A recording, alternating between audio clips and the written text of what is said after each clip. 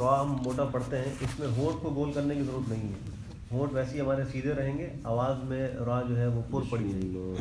بہت سے لوگ یوں پڑھتے ہیں بسم اللہ الرحمن الرحیم، یہ پڑھنے کا غلط طریقہ ہے.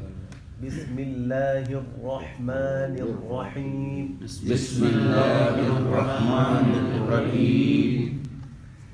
اس کے بعد سورہ فاتحہ پڑھی جاتی ہے. اب ہم پڑھ لیتے ہیں الحمد للہ رب العالمین. الحمد للہ رب العالمین. اب حمزہ کا یہ جو حمزہ ہے اس میں عین کی آواز نہیں آئے گی الحمد میں، الحمد نہیں الحمد. الحمد. اور حمد میں حا واضح پڑھنا ہے، اس کو اگر الحمد پڑھا تو لحن جلی ہے، نماز فاسد ہو سکتی ہے. الحمد پڑھنے سے مطلب بھی غلط ہو جائے گا. الحمد. الحمد. اور دو پڑھنا ہے، دو نہیں پڑھنا. الحمد للہ. الحمد. الحمد الحمد للہ للہ رب العالمین. رب العالمین. الحمد للہ رب العالمین. الحمد للہ رب العالمین. ایک آواز ہو جائے الحمد، یہ دو نہیں ہوتا. الحمد. الحمد. دال پیش دو، دال پیش دو نہیں ہوتا، دال پیش دو. الحمد. الحمد. الحمد للہ رب العالمین. الحمد للہ رب العالمین. عین نکلے گا، عالمین میں عین ہے. عالمین. عالمین. اب عین کا مخرج نکالنے کے لیے آپ عین سے پہلے ایک حمزہ لگائیں. حمزہ عین زبر آ. حمزہ. کسی بھی لفظ کو صحیح نکالنے کے لیے اس سے پہلے حمزہ لگا کر اس کو پڑھیں. ہم نے پڑھنا اب اب ات اف ایسی عین سے نکلتا ہے. عالمین. الحمد للہ رب العالمین. الحمد للہ رب العالمین. الحمد الحمد للہ الحمد للہ الحمد للہ رب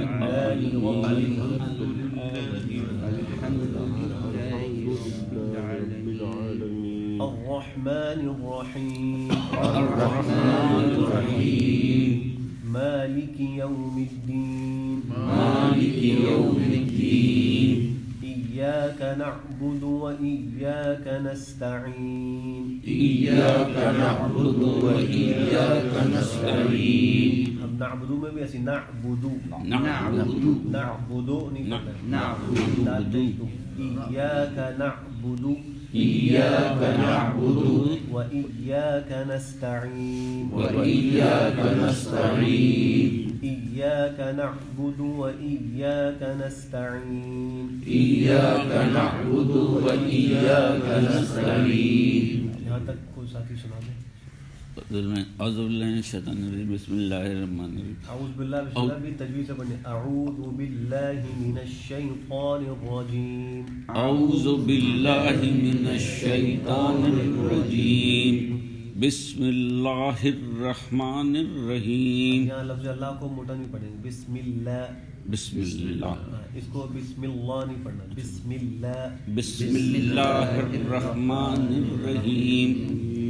الحمد للہ رب العالمین. یہاں للہ میں بھی ایک تو اس کو موٹا نہیں پڑھنا. الحمد للہ. الحمد للہ. الحمد للہ. الحمد للہ رب العالمین. رب العالمین. رب العالمین. عالمین. اس کو آپ مشق کریں گے نا گھر جاتے ہیں جب آپ کو عین کا مخرج بدلیں گے. عین کہاں سے نکل رہا ہے؟ تو اب دیکھیں آ میں جہاں آواز آ کے رک رہی ہے وہاں سے عالمین نکلے گی. اور یہ ہمارے حلق کا نکلا حصہ. حلق کے تین حصے ہوتے ہیں، ایک اوپر والا جو منہ کی طرف ہے، ایک درمیان والا، ایک نیچے والا. تو عالمین آپ دیکھیں جو سینے کی طرف ہے وہاں سے نکلتا ہے عالمین. حمزہ جو ہے نا، حمزہ یہ درمیان سے نکل رہا ہے، تو یہ عین جو ہے وہ نچلے حصے سے نکلتا ہے. الحمد للہ رب العالمین. الرحمن الرحیم. الرحمن الرحیم. الرحمن الرحیم. ہا کہاں سے نکلے گا؟ الرحمن الرحیم. الرحمن الرحیم. مالک یوم الدین. ایاک نعبد و ایاک نستعین. بس آج 3 آیتیں ہم پڑھیں گے، یہ 4 آیتیں. اس کی آپ نے بار بار مشق کرنی ہے اور تھوڑا اس کو روانی سے ہی پڑھنا ہے. اگر آہستہ پڑھ رہے ہیں کیونکہ نماز میں ہم تھوڑا روانی سے پڑھتے ہیں تو روانی میں بھی ہماری تجوید صحیح ہونی چاہیے. ہم ویسا آہستہ پڑھتے ہیں تو صحیح پڑھ رہے ہوتے ہیں اور جب تھوڑا تیز پڑھتے ہیں تو اس میں ہم سے غلطیاں ہوتی ہیں. تو ہمیں مشق تھوڑا تیز پڑھنے کی بھی ہونی چاہیے جیسے ہم نماز میں پڑھتے ہیں اور آہستہ پڑھنے کی بھی ہونی چاہیے. اس کا میں لفظی معنی کر دیتا ہوں. الحمدللہ رب العالمین، ہر قسم کی تعریفیں اللہ ہی کے لیے ہیں جو تمام جہانوں کا پالنے والا ہے. اور الرحمن الرحیم، بڑا مہربان نہایت رحم والا ہے. مالک یوم الدین، مالک ہے روز جزا کا یعنی آخرت کا مالک ہے. ایاک نعبد، ہم تیری ہی عبادت کرتے ہیں. وایاک نستعین، اور تجھ ہی سے مدد مانگتے ہیں.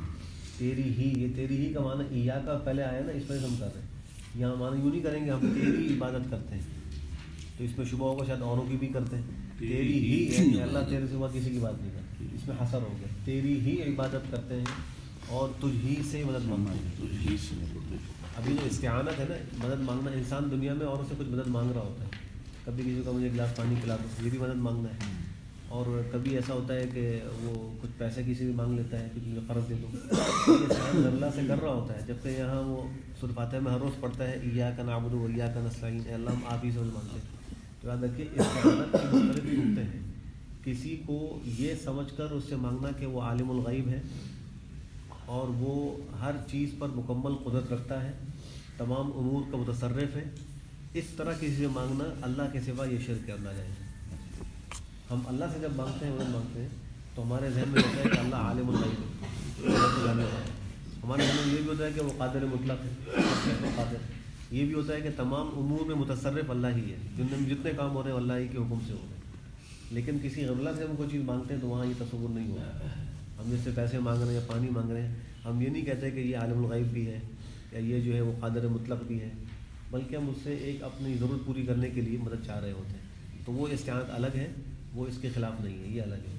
تو اس طریقے سے استعانت غیر اللہ کے ساتھ ہو تو وہ شرک ہے. یعنی کسی کو عالم الغیب سمجھ کر، قادر مطلق سمجھ کر، متصرف فی کل الامور سمجھ کر سوال کرنا اللہ کے سوا، یہ شرک کرنا جائے. تو ایاک نعبد و ایاک نستعین میں اسی کا اظہار ہے. آپ ہی کی ہم عبادت کرتے ہیں، آپ کے سوا کسی کی نہیں کرتے، اور آپ ہی سے ہم مدد مانگتے ہیں، کسی اور سے مدد نہیں مانگتے. جزاک اللہ خیر. جزاک اللہ خیر. السلام علیکم ورحمۃ اللہ وبرکاتہ.